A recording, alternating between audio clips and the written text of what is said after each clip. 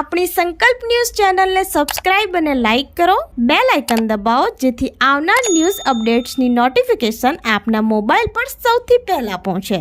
Like, subscribe and share the video. નમસ્કાર દર્શક મિત્રો, હું છું પૂજા ટંડેલ. સંકલ્પ ન્યૂઝમાં આપનું સ્વાગત છે. સમાચારની શરૂઆત કરતા પહેલા એક નજર આજના મુખ્ય સમાચાર ઉપર. દમણ ઉત્તર ભારતીય દમણ દીવના સાંસદનું પુતળા દહન કર્યું. સાંસદે સોશિયલ મીડિયા પર યુપી બિહારના યુવાનો ચોરી કરીને પાસ થતા હોવાની ટિપ્પણી કરતા રોષ.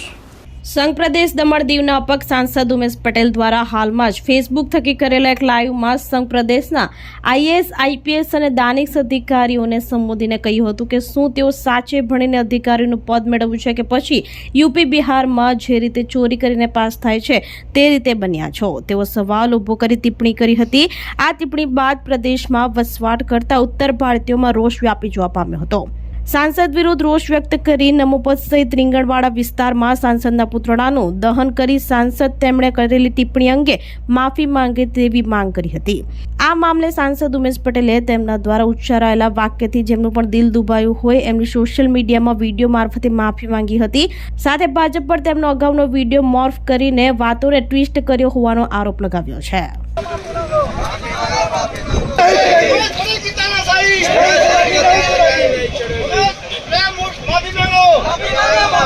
सांसद जी ने जो बोले हैं कि यूपी बिहार वाले चोरी करके पास होते हैं, आईपीएस जो बोले हैं बहुत ही गलत शब्द यूज किए हैं. ये होना नहीं चाहिए. आने वाला चुनाव में दिखा देंगे क्या पावर है. ધરમપુરના ઉઝર ગામે દીપડાનો લટાર મારતો વિડીયોને લઈ સ્થાનિકોમાં ભયનો માહોલ. ધરમપુરમાં ફરી દીપડો દેખાઈ દેવાની ઘટના સામે આવી છે. ધરમપુર તાલુકાના ઉઝર ગામ ખાતે રાત્રિ રસ્તા ઉપર લટાર મારતા દીપડાનો વિડીયો સોશિયલ મીડિયામાં વાયરલ થયા હતા. ધરમપુર તાલુકામાં દીપડાની લટારથી રહીશોમાં ભયનો માહોલ ફેલાયો છે. મુખ્ય માર્ગ ઉપર દીપડો દેખાતા વાહન ચાલકો રાત્રિના પસાર થતા પહેલા વિચાર કરી રહ્યા છે. દીપડો અનેકવાર રહેણાંક વિસ્તારમાં જોવા મળતા લોકો ચિંતામાં મુકાયા છે.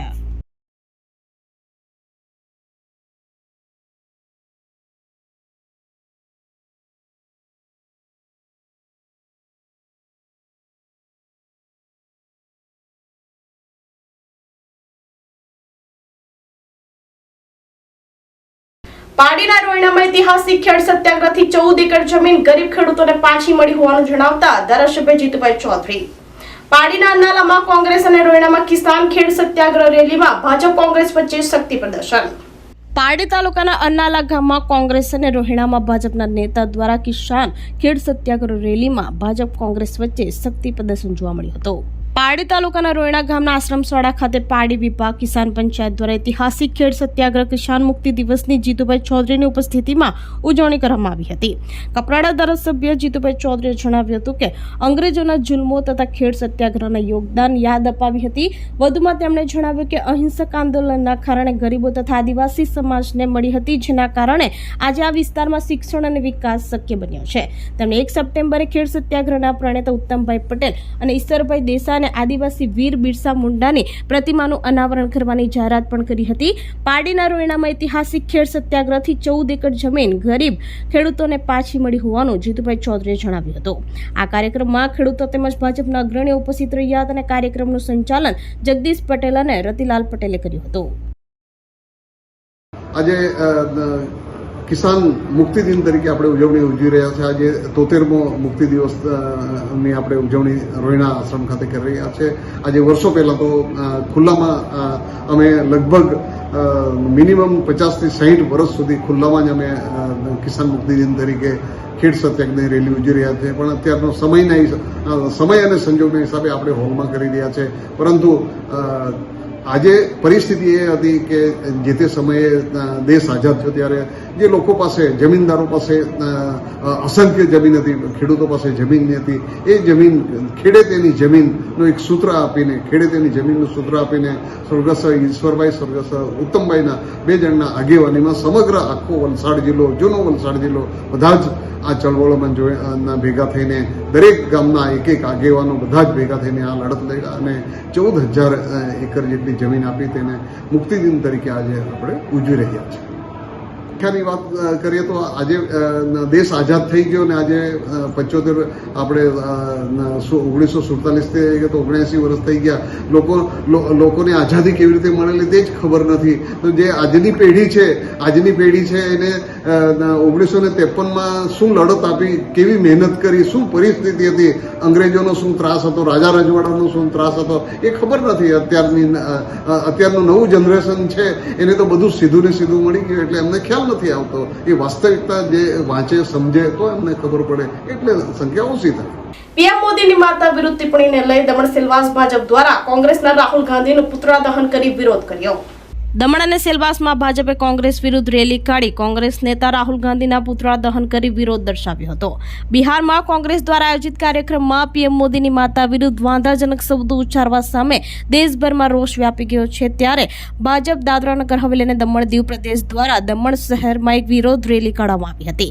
ભાજપ દાદરા નગર હવેલી દમણ દીવ પ્રદેશ અધ્યક્ષ મહેશ અગરિયાના નેતૃત્વમાં રેલી કાઢવામાં આવી હતી અને કોંગ્રેસને સંદેશ આપવામાં આવ્યો હતો કે તમારા નેતાઓએ માત્ર પ્રધાનમંત્રી નરેન્દ્ર મોદીજીની સ્વર્ગસ્થ માતા વિરુદ્ધ અભદ્ર ટિપ્પણી કરી નથી, પરંતુ સમગ્ર દેશવાસીઓની ભાવનાને પણ ઠેસ પહોંચાડી છે અને ભારતીય સંસ્કૃતિ અને ગૌરવનું પણ અપમાન કર્યું છે. સેલવાસ શહેર જિલ્લા ભાજપ પ્રમુખ શાંતુભાઈ પૂજારીની અધ્યક્ષતામાં રેલી કાઢવામાં આવી હતી. ભાજપ દાદરાનગર હવેલી અને દમણ દીવ રાજ્ય મહામંત્રી સુનિલ પાટીલ, નગરપાલિકા પ્રમુખ રજનીબેન શેટ્ટી, પાલિકાના કાઉન્સિલરો અને અન્ય ચૂંટાયેલા જનપ્રતિનિધિઓ મોટી સંખ્યામાં ભાજપના કાર્યકર્તાઓ રેલીમાં જોડાઈ કોંગ્રેસ નેતા राहुल गांधी पुतला दहन कर विरोध दर्शाव्यो હતો. कि हमेशा यही उन लोगों का एक्शन हमेशा ऐसे ही रहता है, कोई रेलेवेंसी नहीं है, कोई लॉजिक नहीं रहता है. उन्होंने जो ये चीज़ किया है, जो मोदी जी को गाली दी, मोदी जी की माता जी को गाली दी, ये बहुत ही निंदनीय काम उन्होंने किया है. अगर एक ऑपोजिशन है तो ऑपोजिशन का काम हमेशा ये होता है कि कोई भी प्रोडक्टिव हो उस चीज़ पे वो लोग अपना कमेंट करें या कोई धरना दे जो समाज के हित में हो, वैसा उनको काम करना चाहिए. पॉलिटिकल बाउंड्रीज में रहकर उन्हें अपना जो भी एक्शन है वो करना चाहिए था.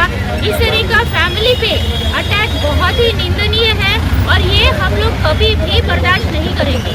अपनी हाल की राजनीति यहाँ पे प्रूव करती है. बिहार के अंदर जो चुनाव के माध्यम से जो जाहिर मंच के ऊपर राहुल गांधी के ने जो हमारे देश के प्रधानमंत्री की मदर के माता जी के लिए जो अभद्र व्यवहार और जो वापरा है उनके लिए हम कड़ी निंदा करते हैं और पूरा देश के अंदर भारतीय जनता पार्टी की नारी शक्ति आगे आके उनका विरोध करते हैं और हम अपील करते हैं कि राहुल गांधी जनता के सामने, महिला के सामने माफी मांगे. ये एक हल्की राजनीति में उतर गए. एक सत्ता के लिए उन्होंने महिला को भी नहीं छोड़ा. इसलिए देश को ये सोचना चाहिए, पब्लिक को सोचना चाहिए. राहुल गांधी मुर्दाबाद मुर्दाबाद. राहुल गांधी विपक्ष पार्टी के नेता, उनका पुतला चलाया है और उन्होंने हमारे देश के माननीय प्रधानमंत्री श्री नरेंद्र मोदी जी का अभद्र भाषा में अपमान किया है, उनकी माता जी का अपमान किया है. ये केवल उनकी माता जी का अपमान नहीं है, ये हमारे देश के सभी माताओं बहनों का अपमान है जो हमें बहुत बुरा लगा है. और हम यही कहना चाहेंगे उन्हें देश से माफ़ी मांगनी पड़ेगी, देश की सारी माताओं से माफ़ी मांगनी पड़ेगी. और हमने नारा यहाँ लगाया है कि उन्होंने बहुत गंदा काम किया है. विपक्ष में है तो अच्छे काम करें. विपक्ष के लिए ये करारा जवाब है कि देश के प्रधानमंत्री ने जो इतने विकास के कार्य किए हैं हमारे प्रदेश राज्य लेवल पे, विश्व में उनका नाम है. ये बहुत बड़ा तमाचा है विपक्ष के लिए. तो मैं यही कहूँगी कि आज हमने विपक्ष का विरोध किया है यहाँ पे उनका पुतला जला के.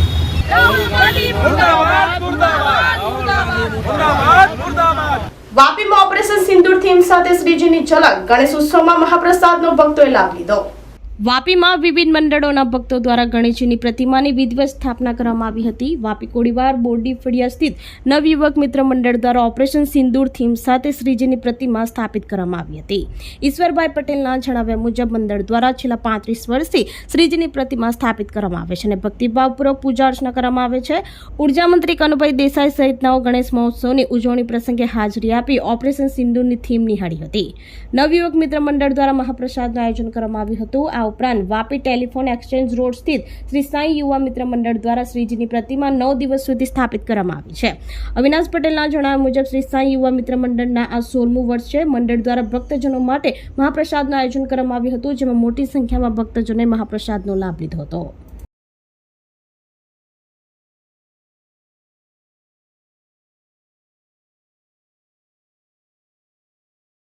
તો આ તાજના સમાચારો, નવા સમાચારો સાથે કાલે ફરી મળીશું. નમસ્કાર. આપણી સંકલ્પ ન્યૂઝ ચેનલને સબસ્ક્રાઇબ અને લાઇક કરો, બેલ આઇકન દબાવો જેથી આવનાર ન્યૂઝ અપડેટ્સની નોટિફિકેશન આપના મોબાઈલ પર સૌથી પહેલા પહોંચે. Like, subscribe and share the video.